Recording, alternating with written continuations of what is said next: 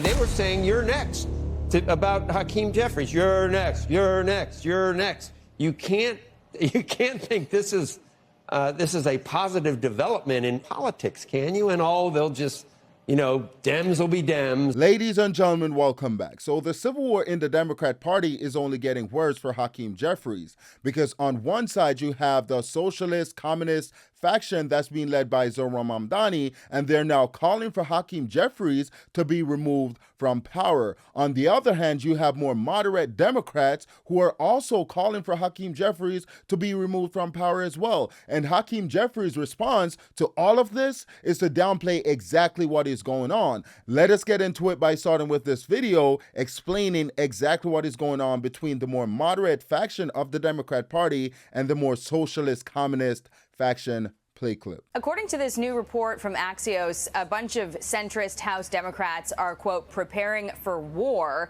if the new slate of far-left members who just won their Democratic primaries ultimately end up joining their ranks in Congress and try to hijack the House floor to extract ideological concessions.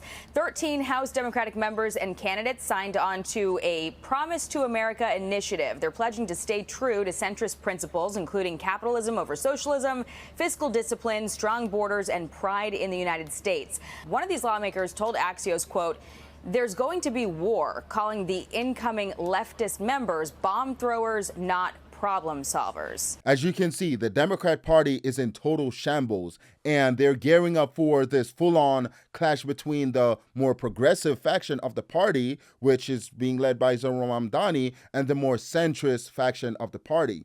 And this is what happened when you essentially put someone in a leadership position, not based on their experience, but based on how they look. I'm talking about Hakeem Jeffries, or the dollar store Obama. And here we have a video explaining that more moderate people throughout the Democrat Party, they want Hakeem Jeffries and Chuck Schumer gone as well. Play clip. The apparent next step in a socialist takeover of the Democrat Party is to get rid of those moderate leaders, Chuck Schumer and Hakeem Jeffries, Senate and House respectively. And it's not just the far left flank that wants them to go. I'm a big believer in just new leadership, significant change. You're not just talking about Trump being out of office. You're talking about new leadership within the Democratic Party as well, are you not? Absolutely. I think since Biden was in, we need new leadership in the White House, the House, and the Senate. And on both sides of the aisle, that includes Democrats. As you can see, moderate Democrats, even though in my opinion, there are no moderate Democrats because all of them, they're cut from the same cloth. But as you can see, the more moderate faction in the Democrat Party, they're calling for Hakeem Jeffries and Chuck Schumer to be ousted.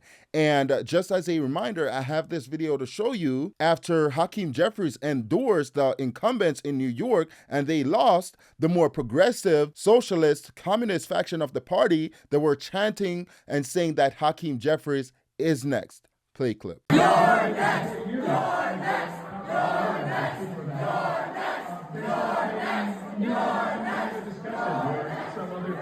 I think it's fair to say that Hakeem Jeffries, the dollar store Obama, at this point, he's cooked, because both moderates and the progressive faction of the party, they're calling for him to be gone.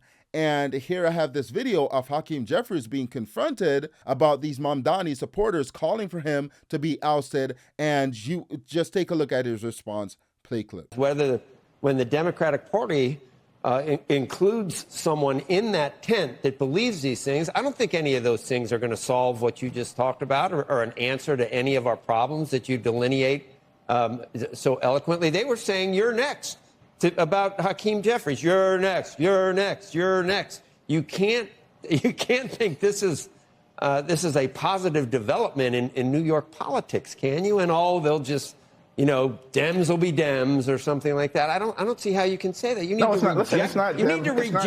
You need to reject those things, I think. First of all, I've clearly rejected those things. That's number one. Number two, and my record speaks for itself, this is not a Dems will be Dems situation. Donald Trump is the president of the United States of America right now. Are you? This is what I don't understand. No one has confidence in your leadership as the leader, the minority leader in the House, or the leader of the Democrat Party. And when confronted about it, about your supporters, your constituents, saying that you're next, saying that you are going to lose your job, your response is to blame President Trump, when President Trump has nothing to do with this. This is the reason why everyone, including the more moderate folks in the party, they're calling for you to be removed, because you're the reason why the party is being taken over by these socialist, communist individuals. Because if you maybe had a spine, maybe if you could lead, maybe you would put a stop to all of this that's going on. But at the end of the day, his response is always to blame President Trump, when the president has nothing to do with what's going on in New York. And here we have a video, because what's happening right now, Mamdani and the rest of the socialists that are a part of DSA, which is the Democratic Socialists of America, whatever they're called, they're now planning to essentially primary Hakeem Jeffries, to get Hakeem Jeffries out of office. And here we have one of those socialists who won in New York, went on Joy Reid's show, and they were talking about this. Play clip. So do you think that Hakeem Jeffries should be concerned that the mayor, his next power move might be to endorse a challenger to Hakeem Jeffries? You know, I think the importance of primaries is that it holds us all accountable, right? If we are not responding to the needs of our constituents or our voters, right, we need to actually have a process where voters can express that. And that's the importance of primaries. And I think anyone who takes a primary or an election for granted is putting themselves in a position of vulnerability. So as you can see, the communist socialists of the Democrat Party, they're planning to take over the party, starting with Hakeem Jeffries, or starting with a few seats. Then they move on to Hakeem Jeffries and Chuck Schumer, and soon as you know, they will be able to control the entire party. And here we have a video of Hakeem Jeffries being asked about Mamdani's vision for the party, and this is his response, which in my opinion, I think Hakeem Jeffries, regardless of the fact, he should be primaried. Are you confident, Leader Jeffries, that your vision with Mamdani, your visions for the Democratic Party going forward, do they align, or do you worry that he could push out more of your own Democratic Party members? Well, it's important to remember that primaries are a way of life in the House of Representatives. We stand for election every 2 years. This is the reason why I think Hakeem Jeffries should be primaried. I'm not a Democrat, and quite frankly, I don't really care what happened to the Democrat Party. But at the end of the day, these are folks who's essentially gonna get elected to Congress and make laws for the American people. And the reason why I think Hakeem Jeffries should be primaried is because he cannot answer a simple question. Why is he the leader of the Democrat Party?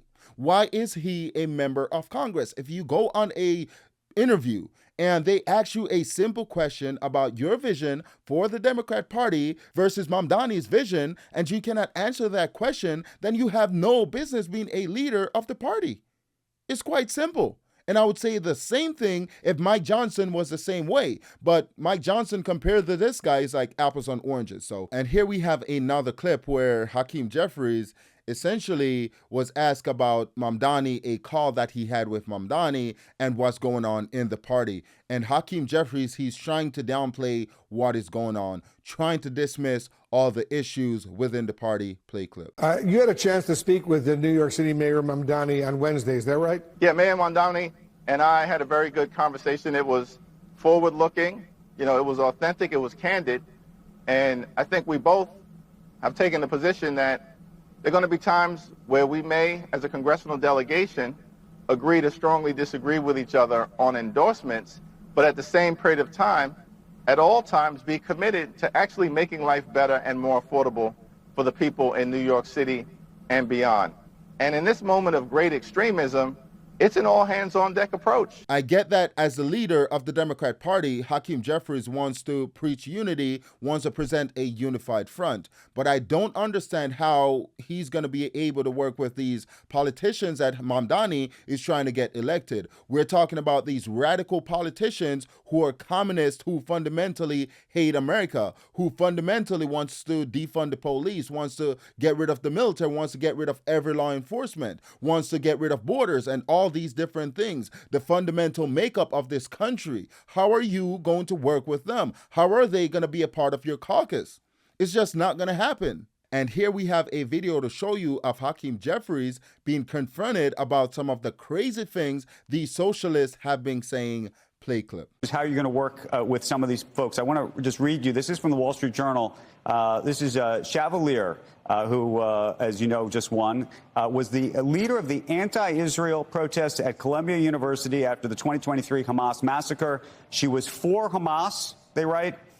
She called for abolishing police, prisons, and borders. She called Joe Biden a rapist and a war criminal, and said that the U.S. Is occupied Native American land, and called the country a effing disgrace, and also favors seizing private property. What do you make of that? Her views are clearly not my views, and that should be obvious to everyone. In terms of what brings Democrats together, listen, we believe that we've got to drive down the high cost of living. And that brings us to the end of this video. Please drop a comment in the comment section below. Let me know what you think in regards to this entire Democrat civil war. Also, please consider liking, sharing, commenting, and subscribing. And I'll see you in the next one. Thank you for watching.